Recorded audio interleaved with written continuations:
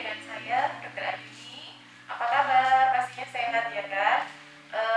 Pagi hari ini kita akan melakukan podcast atau tanya jawab sama dokter rumah sakit kita. Dokter siapa lagi yang cantik dan energik, yakni Dokter Aryani, spesialis anak. Selamat pagi dokter. Pagi Dokter Ayuni.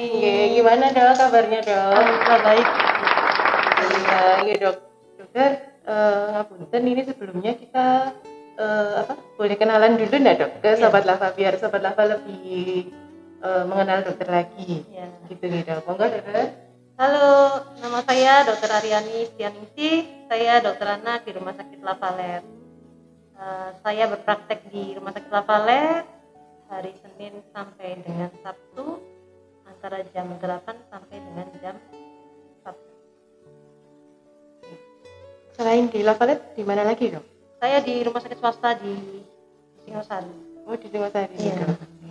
Berarti kita kalau misalnya Sobat Lava mau mau ketemu Dokter Aryani setiap hari Senin sampai hari Sabtu gitu dok, bisa. Kemudian kalau mau ini dok, kita kan ada telemedicine juga ya dok. Betul. Bisa mendaftar ke telemedicine ke kita. Itu mulai jam berapa dok? Sama seperti jam kerja antara jam 8 sampai jam 14. Setiap hari Senin sampai dengan Sabtu. Nah kan, Sobat Lava kalau misalnya ini ada keluhan sedikit-sedikit, misalnya masih takut untuk ke rumah sakit gitu ya, bisa langsung telemedicine ya dok ya? Bisa. Oke. Siap. Nah ini dokter, tema kita pada pagi hari ini kan mengenai vaksin. Nah ya, vaksin pada anak-anak itu dokter, sebelumnya dok, kita mau tanya dulu dok, sebenarnya vaksin itu apa sih dok? Vaksin itu adalah kita memasukkan suatu zat antigen ke dalam tubuh untuk merangsang pembentukan antibodi atau daya tahan tubuh atau imunitas terhadap penyakit yang disebabkan atau ditimbulkan oleh virus atau kuman dari antigen yang dimasukkan ke dalam tubuh tersebut. Jadi kalau misalnya kita dimasukin virus atau kuman gitu dok, itu aman gitu? Semua patogen yang masuk ke dalam tubuh ada efek yang bisa timbul. Nah, efek-efek yang muncul bisa efek positif maupun negatif. Cuman kalau sudah melalui penelitian, efek yang negatif bisa kita minimalkan. Jadi nggak perlu takut untuk Nggak vaksin perlu takut, iya, tetap harus vaksin. Iya benar. Kadang itu kan ada orang tua dok yang udah nggak usah vaksin aja, nanti daripada sampai di rumah nanti kenapa gitu kan, kadang ada yang gitu ya dok. Tapi Sobat Lava nggak perlu takut berarti sekarang ya dok. Jangan, apalagi di masa pandemi ini kita harus vaksin kan anak-anak kita. Iya. Kembali lagi ya dok ke pertanyaan selanjutnya. Ini dok, untuk pemberian vaksin itu dokter, itu kan kadang ada yang di lengan kanan, lengan kiri, ada yang di paha gitu dok. Itu memang pemberiannya harus seperti itu ya dok? Iya, pemberiannya berdasarkan penelitian, memang pemberiannya disesuaikan dengan jenis vaksinnya, seperti BCG di lengan kanan, umumnya di lengan kanan atas, bisa di tempat lain seperti di lengan kiri. Cuman yang menjadi khasnya kadang-kadang begitu kita buka, kita cari bekas imunisasi BCG, langsung lihat lengan kanan biasanya sudah langsung tampak jelas. Kemudian seperti DPT di bawah usia 1 tahun itu suntikannya di paha. Kemudian untuk di atas 1 tahun suntikannya di lengan kiri. Nah ini dok, DPT itu kalau nggak salah yang banyak sampai anak SD ya dok? DPT itu dok?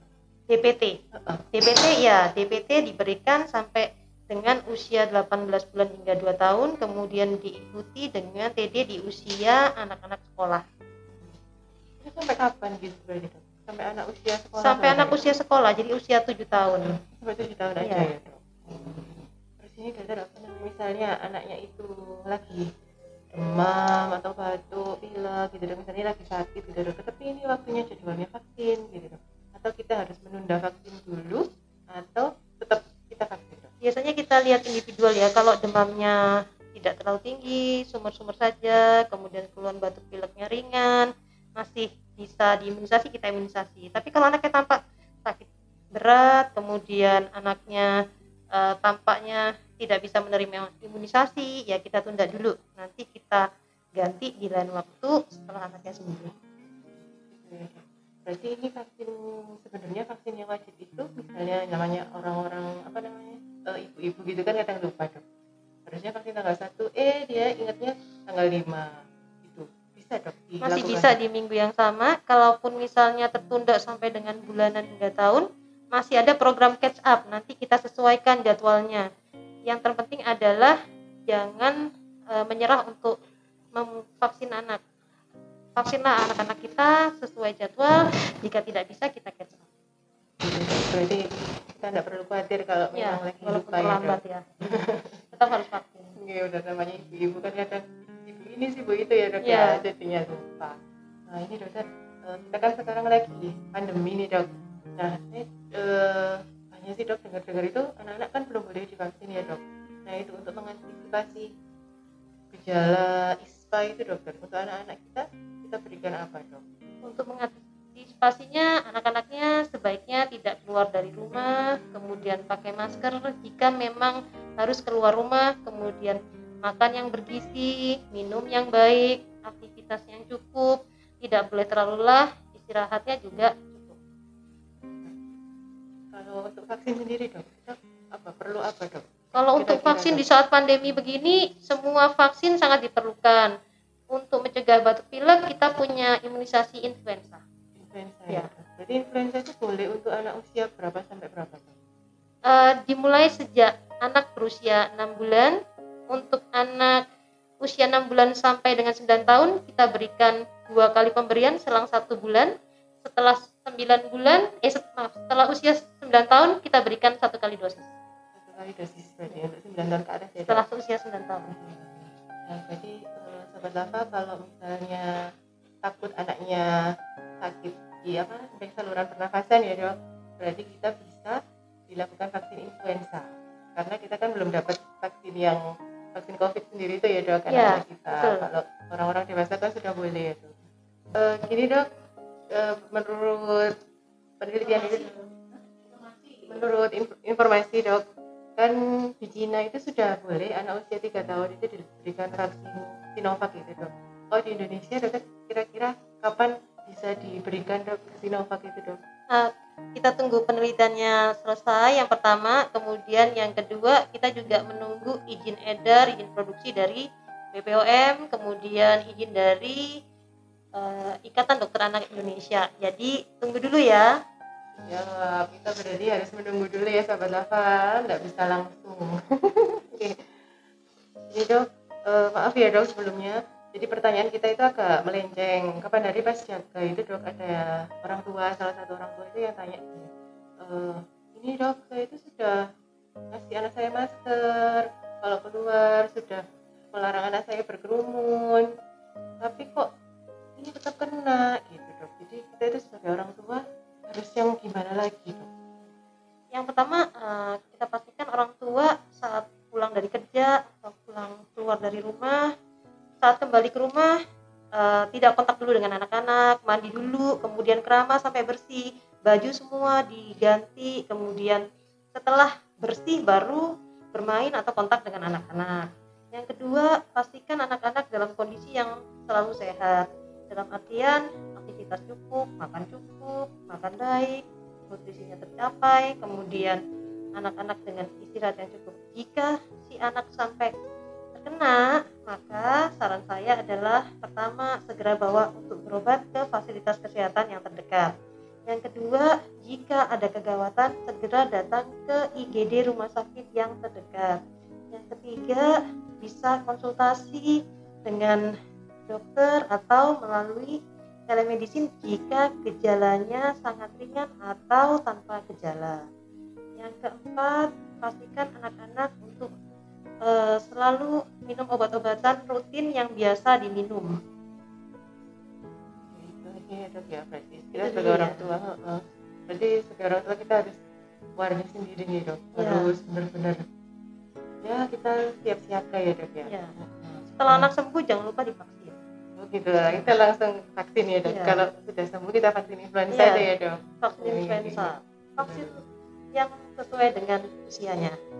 Oke, siap dok. Nah itu sobat Taka mungkin sudah banyak sekali ya dok pertanyaan kita. Oke dokter, hampir terlupakan ya pasti untuk kita itu vaksin itu boleh diberikan dan kapan boleh diberikan dan kapan tidak boleh diberikan kepada anak dok. Yang pertama, saat ngomong vaksin, pastikan umurnya sesuai dengan vaksin yang diberikan. Kemudian yang kedua, perhatikan vaksin yang diberikan sesuai sediaannya atau tidak. Yang ketiga, perhatikan vaksinnya sesuai tanggal produksinya atau sudah expired atau belum. Kemudian ada vaksin seperti polio oral yang di botolnya itu ada penandanya, namanya VVM, vaksin vial monitoring. Jadi disesuaikan warnanya dengan pemberiannya. Jika warna logo di tengah yang warnanya bulat itu tampak lebih terang daripada warna logo yang kotak, masih boleh diberikan. Kalau warna logo yang di tengah yang bulat itu lebih gelap daripada pinggir atau sama gelapnya, tidak boleh diberikan. Kemudian saat pemberian harus membawa buku imunisasi atau KIA atau KMS. Nanti dicatat oleh dokternya nama obatnya atau nama vaksinnya, tanggal pemberian, kemudian kode batch atau kode produksinya, kemudian pemberiannya di sebelah mana. Seperti contohnya misalnya yang ini kita punya ya, vaksin vial monitoring. Ini contoh yang sudah rusak ya, karena kita nggak mengeluarkan yang masih baik. Jadi seperti ini vaksin vial monitoring, ada logo yang di tengah bentuknya bulat, kotak yang di luar yang bentuknya bulat. Jadi warna yang di tengah harus lebih terang daripada warna yang di pinggir atau sama terangnya. Kalau yang di tengah sama gelap atau lebih gelap sudah tidak boleh digunakan lagi. Kemudian untuk vaksin ada nomor produksinya, ini yang dicatat juga di buku vaksin, tanggal produksinya dan nomor produksinya. Kemudian pastikan nama vaksinnya benar, polio.